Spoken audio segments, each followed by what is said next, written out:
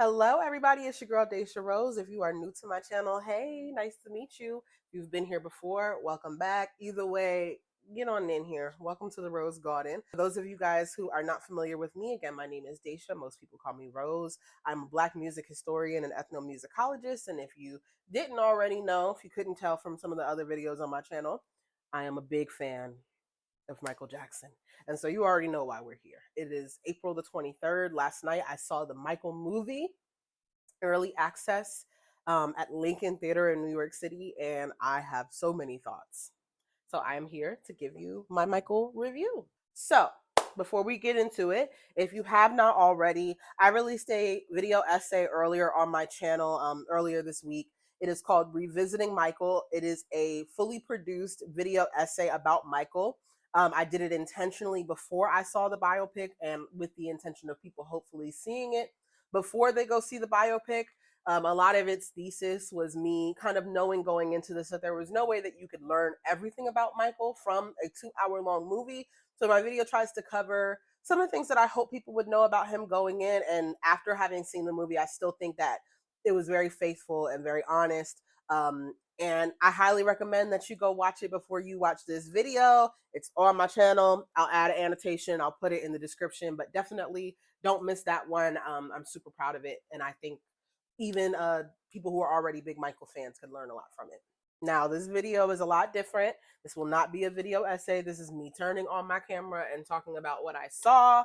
And I'm really excited to get into it. First of all, I want to let you guys know I'm going to leave my spoilers for the end. So if you have not seen the movie yet, no worries. I will let you guys know when you need to leave. I'm going to try, obviously, as much as I can with a movie that is about someone that we know plenty about, to keep it safe. That way, when you guys go see the movie, your image will not be tarnished. Also, if you see me looking over here, it's because I have a lot of notes up. So I will really try to look in the camera. I'm gonna try my best. So real quick before I get into my thoughts, I did get a little bit of footage last night. I'm not a big vlogger, but I was excited. I wanted to show you guys a little bit of the fit. I got a little bit of footage of the theater. So I'm gonna go ahead and insert that here. Hey y'all, it's your girl Daisha. Get ready with me to go see the Michael movie early access. Today is April the 22nd of 2026. This movie was originally supposed to, I think this movie got announced in 2023. It was originally supposed to come out on, I believe, April the 28th last year. And then they pushed it to November. And then they pushed it to this April. It's still kind of hard to believe that it's actually coming out. Like I'm actually going to go see the movie. Like it's not a hoax. It's not any more hold up. This is not another delay. Like I'm about to go see this movie and I can never unsee it. Like, wow, that's so exciting. I'm going to go see the movie in IMAX at Lincoln Theater in New York City, uptown Manhattan. And I'm really, really excited. I'm going with one of my close friends. I'm keeping my outfit very simple. I know that a lot of the hee-hees are dressing up and putting on like their best cosplays and their best Michael moments. That just doesn't feel natural for me. I don't really dress up to go to concerts, and I didn't want to put on some like big uncomfortable leather, and I might put my glove on or something, but I just didn't want to overdo it and then be uncomfortable in the theater because I was trying to get pictures for Instagram. Okay, so here's the look. No real makeup on because I'm going to cry. I have the glove on for now. Is it going to stay on the whole movie? Not sure. Sensory stuff, but of course I had to bring a little something, something. I'm wearing this Michael shirt. If you guys have watched my Michael video essay, which you should, I'm going to link it here. Um, but if you guys have seen my Michael video, I was wearing this in that. I watched it. We're wearing it over again. And many of you guys who know me in person, I wear this everywhere.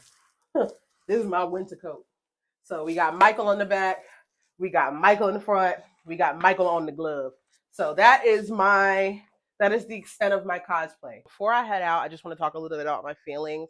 I have my expectations fairly clear. Obviously, a lot of people have seen it already, so I have certain expectations. I've seen some of the early reviews, but I also know that biopics are already kind of tricky to do right. So I'm not expecting perfection. I know more about Michael Jackson than a lot of people, so I don't expect to learn a whole lot new. I don't expect for this to revolutionize my relationship with Michael. I really am just excited to see how they celebrate him. I'm excited to see how they frame him. So I'm just excited to see how they approach his story. And I'm excited to enjoy his legacy in a room full of people who are there excited to celebrate it. We don't get that often since he's no longer with us. You know, it's not like I can just go to a concert. So this moment feels special. But yeah, I'm going to get some footage. I'm going to get over to New York from New Jersey. I'm going to get some footage when I go to the theater. Of course, I'm going to give some of my initial thoughts. And of course, I'm going to do a full review. But yeah, this is me before I go see the Michael movie. Okay, so quick little update. I just got to the theater and parked. I found a little nasty little parking spot in a puddle, but it's okay. We're here. My friend is on her way. We're going to be cutting it kind of close, but at the end of the day, I'm gonna see this motherfucker. I was like literally screaming, crying, shaking in the car. I'm joking, but it is like, oh my gosh, we're really here. That's just really the way I feel right now. I don't even know what the movie's about to be about. I'm just like, I can't believe I'm here. Can I also just say I really don't give a damn about the Devil Wears Prada, like at all. Like, I'm never here. Girl, this theater is huge. I'm in here lost and confused, and the employee is irritated because everybody is coming to see Michael Jackson and like, right? But I guess like everybody's asking the same questions, and it's like that ain't got nothing to do with me. I should have been prepared. Y'all knew what it was. I got involved with the icing machine. It's time to go see the movie. Join me with a Stubbs A-List membership and I'll see you at the movies. You know. This is me before the Michael movie. This is me after Michael.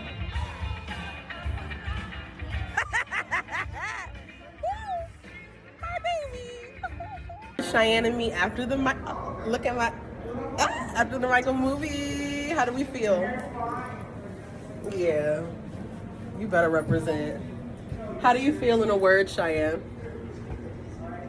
Tired. Tired. I feel in a word, it's magic. All right, I hope you guys like that, my little fit. But yeah, I know you guys didn't come here to see what I wore or look at the inside of the theater. You came to hear what I thought about the movie. So let's not delay any further. Let's go ahead and get into it. So let me give y'all a little bit of my position going in. Again, I am a really big Michael Jackson fan, and I have been a Michael Jackson content creator, community manager, all the things. I've covered every single one of his albums. I've been running a Discord for the last 2 years called the He Headquarters, all about Michael Jackson. I've read the biographies. I've read Moonwalk. I've seen all the interviews. I have an exhaustive record. It doesn't make any sense of Michael in my head. So I think that's worth noting. I'm not just coming from the angle of simply being a film buff, although I was a film minor. I came in knowing more than the movie could ever tell me, and I knew that. Another thing that I think is important to mention is that I never really was pro biopic. As a Black music historian, I've seen my fair share of biopics, and I'm always going to prefer a really strong documentary or docu-series. I feel like for someone like Michael Jackson, they would be better off giving him like the O.J. Simpson Made in America, like a 4-hour long docu-series. That's what I feel like he deserves. And so when I heard that there was a biopic being produced, I wasn't too hot about it until I heard that Jafar was casted. And then that really changed my opinion. I'm the same age as Jafar, been a Michael fan. I had a crush on him since I was this small. So as soon as I found out that his nephew was going to be in it, that perked my ears up, and I knew I was going to go see it anyway. But I wasn't pro biopic to begin with, so I kind of went in with the expectation of going to see how they told his story, going to see how Jafar was going to step into this role, and just trying to be like happy and grateful for what I got. And again, it exceeded my expectations as someone who really wasn't excited about a biopic. So I think that's important to know. So I want to start with my spoiler-free positives. First of all, Jafar Jeremiah Jackson, the man that you are, the actor that you are, the student that you are, the sponge that you are. Man, oh man, he absolutely loses himself in this role. First of all, a lot of people, Jafar is relatively unknown to them. People know the Jackson family. They might have been aware that he was Jermaine's son, but for the most part, he stayed out the spotlight, and I think that did him well because we didn't go into it with any attachments to who Jafar was as a person, which I think was really useful because, again, first of all, the sheer resemblance before we get into any makeup is already there. But I mean, there were parts where I was looking at the screen and I was like, that's Michael. There were some like very specific shots where I'm like, oh, that is Michael Jackson. I love Jermaine Jackson. I know Jermaine Jackson's face very well. And I think some of the pictures they released ahead of time, I'm like, yeah, that's Jermaine. There was only literally one part in the movie where I saw his father more than I saw his uncle. But beyond just getting the look right, his dancing, phenomenal. The mannerisms, phenomenal. The voice, like the giggle, the breathy, he knocked it out of the park with his portrayal of Michael, which is not easy to do. And I can only imagine the level of pressure being a nephew, being a member of the family. You already have to serve so many masters when you're portraying somebody who everybody recognizes, someone as highly documented as Michael Jackson. But I mean, he did not slouch and he absolutely rose to the occasion and exceeded my expectations. And I think the way that they depict Michael, first of all, the movie is called Michael. This is not a movie about the 80s music industry. This is not a movie about why Jermaine left the Jackson 5. This is not a movie about why Joe Jackson is the way he is. This is not a movie about this is not a movie about Quincy Jones. Not a movie. This is a movie about Michael. And I think they did such a good job capturing the layers of Michael. Michael could be very childlike and very playful. And he had the Peter Pan side.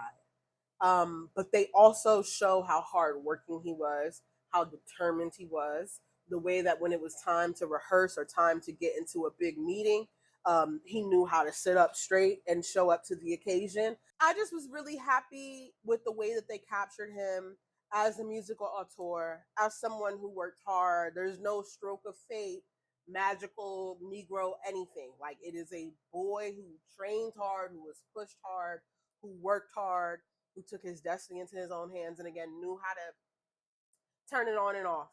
They did a really great job, I think, striking a good balance with how they portrayed Michael the man. So yeah, Jafar was crazy. Expect him to get nods, expect him to get praise.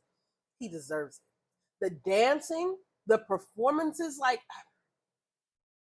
shout out to his choreographers, to Rich and Tone, to the costume department, to the makeup department, any coaching that he got. And I mean, I know that Jafar did a lot of work, like staying in Michael's room at Havenhurst. And of course, he has the well of information from his family. For him to have never acted before this, he did so, so good. We touched on one Michael. Let's touch on the other Michael, Giuliano Valdi. He killed it. Another new actor. From what I understand, Giuliano had some credits here and there, but I believe he was making his bones as a Michael impersonator or content creator. And he absolutely rose to the occasion in this film. I wanted more of him. He deserved more screen time. He captured baby Michael so well. And I believe in his impersonation, he usually focuses more on the adult moves, the moonwalk and, the bad tour, all of his adult moves. So he had to learn some of that, Jackson 5, 60s, 70s swag, and he did so good. I felt kind of bad leaving the movie theater and being like, they need to make that baby a star. Obviously within reason, within his school schedule, within him being able to retain his childhood, but he absolutely was so dreamy on the screen. He did so wonderful, and I was really, really proud of his performance as well. Like I said, I wasn't super pro biopic ahead of time, and I knew as far as like the beats of his career and the things that the public eye knows the best, I knew that they weren't going to be able to give me everything I needed. However, I was really looking forward to the quieter moments. How do they portray Michael when he's not on stage? How do they showcase his relationships with his family? Kind of more of the day-to-day things that we didn't get as much access to when Michael was here. And they definitely did that well. I still could have, of course, had more of that. They could have gave me a whole movie of that personally. But the quiet moments with him and his mother, him and his pets, Bill Bray, Michael's longtime security guard, he had a really large part in the movie. And it was honestly, I was really pleased with how much they emphasize that. But Michael was a quite solitary and lonely person, and I think they balanced that out really well. And again, these quiet behind the scenes moments that we didn't get. Michael wasn't in the social media or reality TV era, and I think they did a really good job showing how he filled his time. And again, there's just a gentleness and a deftness to how they showcase the different elements of Michael. The ensemble was excellent. I love Nia Long. I love Nia Long now that she's getting older and playing maternal roles. I actually really loved her as Roxanne Shantae's mother a couple of years ago in the Netflix Roxanne Shante biopic. I enjoyed her as Catherine. She had that quiet grace that you look for. Coleman Domingo was fire. He acted his tail off. He was one of the castings that I was most excited about. Of course, I was excited about Jafar as Michael, but when I saw that Coleman Domingo was casted to play Joe Jackson, I knew he was going to knock it out the water, and he did. Full stop. I do have some critiques about the portrayal of Joe and the things that were in the script, but as far as the tenderness and the nuance that Coleman Domingo brought to the role, it's all you could possibly ask for. I will say though, as much as I loved Coleman Domingo, it could just be that I've spent so much time with the American Dream film from 1992. I do still think that I have to take Lawrence Hilton Jacobs' Joe Jackson over the Coleman Domingo one. But we'll get into that a lot more later. I also thought that Jessica Sula, the actress that played Latoya, she did her homework. She did her homework. I love Latoya so much. I really enjoyed what she brought to that embodiment. Her voice was so good. I giggled so bad when she was on screen. One more big positive that I have is the soundtrack choices. They went with a non chronological soundtrack and they pulled songs that I never in a million years would have guessed would be in this movie. And I think the non chronological thing worked. Like they would pull songs from his childhood, when he was in his 20s and match the themes and the lyrics of the song with what was going on. I was really shocked about some of the songs that I heard. And of course, you still get a lot of your classics, but I think it's special. I also saw MJ the musical, and it was kind of similar there. Like, oh wait, Keep the Faith is in this. So moments like that where you're like, oh snap. So shout out to the music supervisors. And overall, again, before I start getting into the critiques, I cannot stress enough. Incredible movie, incredible acting. The cinematography is crazy. The direction is great. The makeup department ate down. The costume department ate down. Like, I really feel like you would have to be trying to be critical to give this movie a hard time. And it's hard to not be critical about a movie about Michael Jackson. And there are critiques. So let's get into them. Spoiler free again. One of my first big gripes with this movie is the pacing is wild. Originally, I believe the Michael movie was supposed to be one big long movie. I believe the original screen time that we heard was 3 hours and 45 minutes. So the decision to cut the movie into two parts and have the first part be 2 hours and 10 minutes, and we don't know what part two is going to be, but you could feel that they cut a lot out. You could feel that it felt like they rushed through certain parts in favor of getting to other parts. And the pacing is a little crazy. There are time jumps that are like, how did we get here? There are things that they gloss over that are just like, I don't think they should have glossed over that. And I'm really trying to be generous because as a Michael Jackson historian, I know that, again, I know way more than this movie could have ever attempted to tell us, right? I knew going in that there were going to be things that I wanted to see that were not going to be there. I do feel that there are things that you need to understand that didn't make it, that made it a little frustrating at times. Again, it doesn't ruin the overall product. It doesn't ruin how great of a job it is in the production, but it was really frustrating for me in certain parts, especially the childhood. I'm trying so hard to stay reeled in until I get to the spoiler section because I really don't want to give away too much for people. Just know that they rush through certain parts. The time jumps feel a little jarring sometimes. And again, I know a lot more than others, and I'll get into detail about that in the spoiler section, but there were just things that they left out. Even Jafar said himself in one of his interviews that he was shocked when he saw it for the first time because he was like, where is this that we shot? Where's that we shot? There were pictures that we got ahead of time that didn't Those scenes didn't make it into the movie in a way that was like, I think that I'm trying to be really gracious because I don't envy the job of trying to put together a Michael movie. Like I said, I wasn't for it because you just cannot get it all. But I think that Anton Fuqua and the editors will probably lose sleep at night wondering, should we have left that? Should we have taken that out?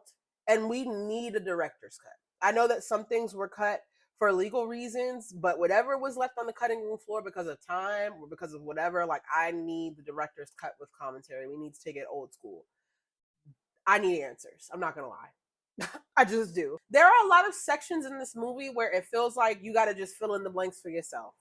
Like you get the gist type of deal. Like they show you enough for you to understand, okay, this changed, this transitioned. But there's a lot of stuff where it's like, you kind of can fill in the rest, and that is kind of frustrating. The Joe Jackson critique. So I am sweet on Joe Jackson, sweeter than some fans. I have a soft spot for him. I can never, and I could never, and I would never defend the physical and emotional and psychological abuse against his children. However, I do hold Joe with a lot of nuance, and I think that this movie feels they play him almost Batman villainy in a way that I didn't love. I felt like they could have gave him a little bit more dimension, and I don't think that's a Coleman Domingo problem. Coleman Domingo was incredible. He had to work with the script that he was given, and again, we don't know what made it to the cutting room floor, but it was to the point where it was like, okay, we know he was really not great, but it was like to the point where every time he came on the screen, it was like I said, it started to feel a little Scooby Dooby Doo to me, in a way that I don't feel, not even because I needed them to do Joe justice. How do I put this? I think that the real enemy in Michael Jackson's story is white supremacy. I think that's the real villain in this story. I think that Joe made horrible decisions, and I think they obviously display that really well. I just wasn't really pleased with some of the depictions there, and that's just me. Other people might feel like they did a great job, but that's just me. I hope this is not a big spoiler for people because I feel like it's pretty public knowledge at this point. The actress put out a statement, but Diana Ross is not in this movie at all. Even though she was casted, Kat Graham was supposed to play her. She had done interviews and talked about it. She does not make it to the movie. That is heinous to me. That is heinous to me. I know that obviously those of us who know that there are a lot of rumors about how deep Michael and Diana's relationship went. I did not expect for them to go there, but you cannot tell the story of the Jackson 5 coming to Motown without talking about how institutional Diana Ross was to them personally and professionally. And I thought that was crazy that she wasn't in it. I felt like some of that stuff, like I said, I feel like that first early era was quite thin on context that I think is really important. I think it's important to know that Michael was up under and mentored by the Diana Rosses and Marvin Gayes and Stevie Wonders. And if you're looking forward to that, so sorry. Hey, this is Editing Rosie, and I just wanted to come in and say that in between filming and editing and stuff, I saw that Kat Graham released a statement saying that she did shoot scenes in the film about Diana Ross, and that due to a legal matter, it was taken out. I still have to get a little bit more details on the legal matter. I have a lot of thoughts. Like I can't even lie to you.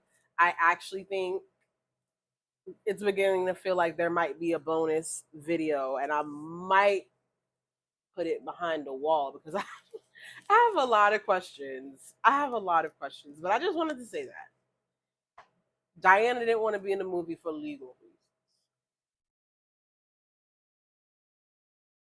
Right, right. Now I'm finna curse. That's all bullshit. I think that on a production level, there was a lot of stuff going on behind the scenes. We knew Janet didn't want to be in the movie. We knew Randy and Reby weren't going to be in the movie. Diana came as a bit of a surprise, a large surprise. Like, I don't know. That's becoming a whole new mystery. What happened to the Diana Ross footage? What happened to the stuff on the cutting room table? I have questions. If y'all want to see a video where I dive a little bit deep into the Jacksonology files, we can talk about that. But that's review aside. Let's get back to the review of the movie itself. Because honestly, This is all production fluff. This is all page 6. You know what I'm saying? This is all just things that I know because I'm obsessed. But anyway, let's go ahead and get back to the review. And I think on the whole, this movie presumes that you know a lot. That's just how I felt. I mean, here's the thing. They get most things correct. He was a poor boy from Gary, Indiana. His father was really hard on him, forced him to practice, practice, practice, and be the best that ever was. And then when he was an adult, he took that talent and that acumen and that training into his own hands, and he became the best that ever was. You get that. However, I think that there were a lot of things. Again, I knew that I wasn't going to get everything, but I do feel like even 30 more minutes of just certain shading that I think is important is missing. If you walk into this movie not knowing which one is Jermaine and which one is Tito, you won't find out. There were siblings who notably, I mean, I think everybody knows at this point that Janet wasn't involved. Randy and Reby did not approve their likenesses. But Janet didn't approve her likeness in Jackson's The American Dream, but she's still there. They completely omit certain Jackson children in a way that's like, why are there 6 children in this house and not 9? That makes a huge difference. Like, there are just little things to me where I just was like, you know, this cannot be your only source on Michael Jackson. There is an extended syllabus. I'll try to share that towards the end. But there were a few moments where I'm like, if you need that, you're going to have to go back to the 1992, the Jackson's The American Dream movie. I'm not going to hold you. I'm not going to hold you. I said this in my video essay. This movie is an invitation. Do not go to this movie thinking that you're going to get A through Z. Go to this movie to have a good time. Go to this movie to dance in your seat. And I think it's going to last well. Like, I think this movie is going to feel like Dreamgirls to me. You know what I mean? Like, I could watch this movie probably 50 times and it's going to feel good and I'm going to have insiders and it's going to make me giggle. And overall, they did an excellent job. I would tell anyone to go see it. I am going to see it again on Saturday. I will probably go again and see it at least 2 more times additionally before it leaves theaters. And you would really have to try very hard not to like this movie, but you also don't have to try very hard to find complaints if you're looking for them. But I will say, I think that's an industry standard with biopics, first of all. I think that's been a frustration. How do you tell the story? How do you frame the story? And Michael is already magnanimous. That's why they're doing 2 movies. So, yeah, man. If I had to rank this movie, I would say it's still a very solid B+, if not an A. Even with everything I just said. I still think the movie itself is excellent. The costumes are great. The acting is great. Everything is great. Just don't come into it expecting with super, like, best biopic of all time expectations. You're not going to get that. It's not Ray. It's not Ray. So sorry. Now I'm going to go ahead and get into some spoilers, some definite spoilers. If you have not seen this movie, I love you so much, but just come back later. I'll be here for you. But this is where I'm going to start getting to some specific stuff that I liked to see. I think one of my favorite scenes was the scene where they got bubbles and where the whole family comes outside and is like, what the heck? You and this monkey. I love that LaToya was into it and that the whole family was like, what the heck? That was really sweet. I really enjoyed, like I said, the scene with LaToya, the part where she sees Michael's new nose for the first time and she's like, I really like it. And Michael's like, you do? She's like, no, I do. Yeah. Like, Jessica Sula, like tens across the board. I really enjoyed the amount of times that they showed him going to the hospitals for the children, them touching on his philanthropy, like him giving every cent of his Pepsi settlement to the Burn Center in Cedar Sinai. Like they really got a lot of those minor complexities and things right. And again, I'm glad that it wasn't like, listen, I love Quincy Jones. I know that a lot of the Michael Jackson fandom is hard on Quincy Jones. I'm not that girl, but I did appreciate that they did a really good job. Like, they showed Michael by himself in the home studio, like Michael leading his own rehearsals and stuff. They did a really great job showing him and his independence. So there was a scene where Joe Jackson sees Michael Jackson's nose for the first time. give him the Oscar. Give him the Oscar. Give him the Oscar. Give him the Oscar. Like that was a scene that I did not expect to gut me. And like they really there were a couple times, I don't know if other people who saw the movie felt this way, but there were like several moments where Joe ruins the mood and then they immediately turn the music back up. Like Joe will say the worst thing you've ever heard and then they'll turn Rockin' Robin on. Joe will say the stupidest shit you've ever heard in your life, and then all of a sudden we're listening to "Stop the Love You Save Child." There, but when they go heavy, they go heavy.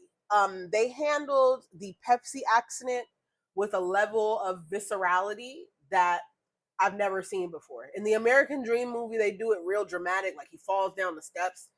They really capture how horrifying that must have been for Michael, for everybody in the cast and crew, his brothers, for Bill.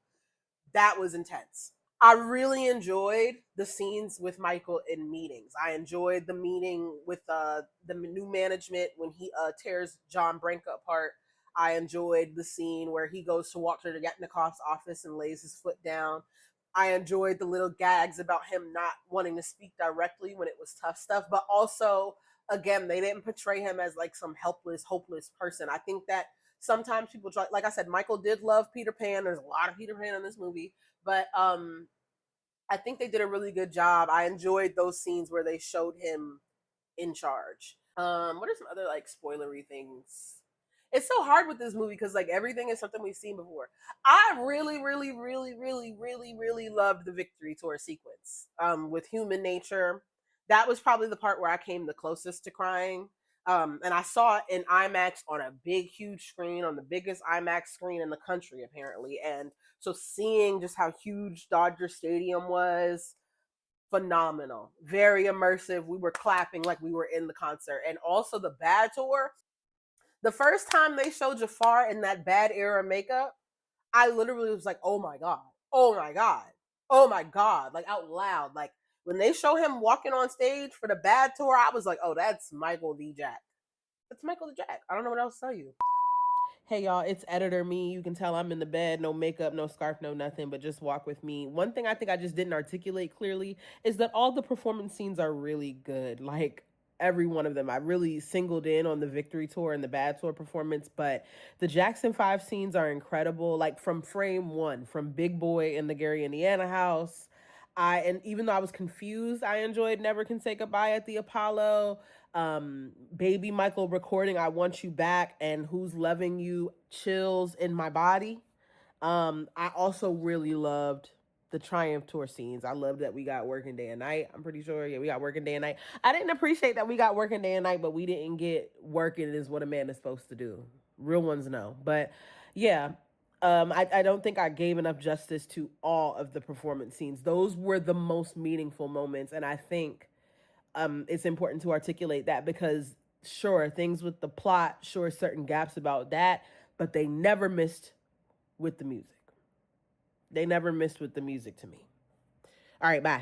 Also, I hate John Branca, doodle pants, can't stand him. They really could have had less of him in the movie. I did. They yesified a lot of people too, because John Branca was never that fine, ever. Okay, they gave Barry Gordy a little update with Lorenz Tate too. But I digress. But yeah, those are most of my spoilers. I don't have a lot because I mean we know everything. Like spoiler alert, Thriller outsell, spoiler alert, Moonwalk. But yeah, the scenes with Joe and Michael were powerful. Him firing him with the facts and wanting to print like I said, even though they played Joe like a supervillain, Coleman was eating them scenes down. Like him being like, I almost put this in frame. Then you want to be better than me? You think you better than me? He ate that. He ate that down. He ate that down. Those scenes were really, really powerful. So yeah, that's my Michael review. Again, I would say that the movie is a solid B, very close to an A. I think that people are dragging it in their reviews because again, biopics are not easy. There's a lot to complain about. There's a lot to nitpick. But if you just go because you want to have a good time, you want to hear the music, you can trust that they portrayed him well. You can trust that they handled the story well.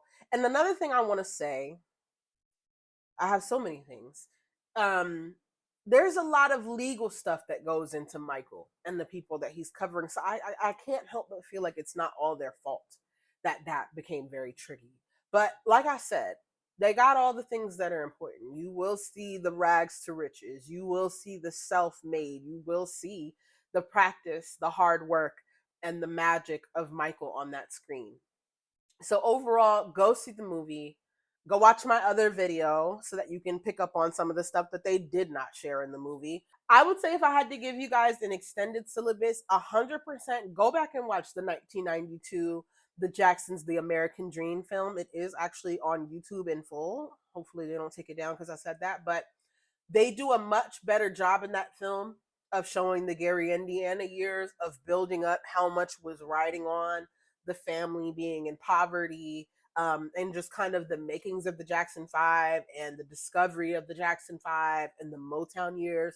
That movie is primarily set in those early years. So if you want to fill in some of the blanks that they largely rushed through in Michael, please go back and watch that movie. It's still so faithful, it's still so well done, and it actually stops around the same part that Michael Part 1 ends. So you'll be able to pick up on a lot of stuff.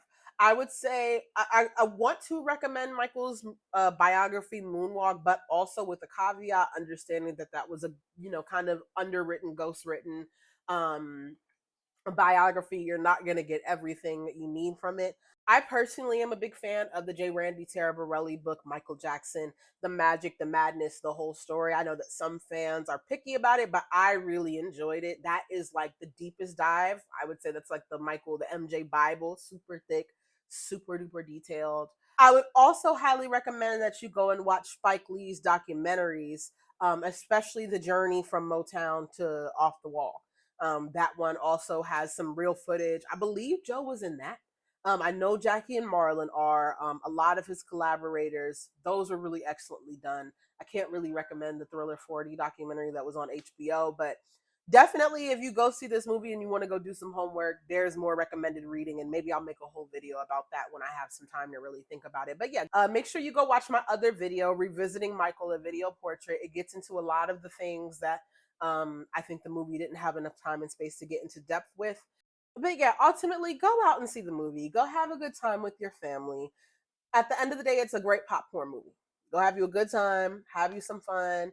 I think that the cast, the crew, the production of this film was phenomenal, and they did the very best they could given how hard it is to have Michael as your subject matter. So my hat is off.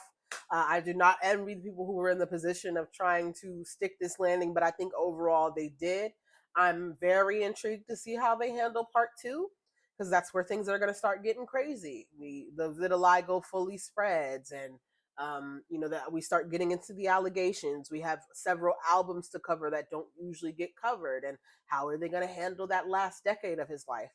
Guess we're just going to have to see in 2027. But for now, I think that what they gave us, they didn't waste my time, they didn't waste my money, and I think they gave us something that people can really enjoy.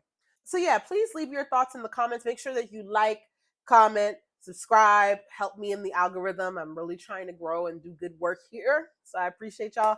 But yeah, please sound off in the comments. I'd love to hear what you guys thought. Try to be mindful with your spoilers, but we here at the end of the day. But yeah, don't stop till you get enough, all that good stuff. Be safe going out to see the movie, and if there's anything else that you want to see me talk about on this channel, just let me know. I will be back very soon with another video essay. Now the Michael stuff is out the way. But yeah, appreciate you guys. Thanks for watching, and I hope everybody has a great day and a great time seeing the movie. You want to say hi to the people? Because you're trying to ruin my video, girl.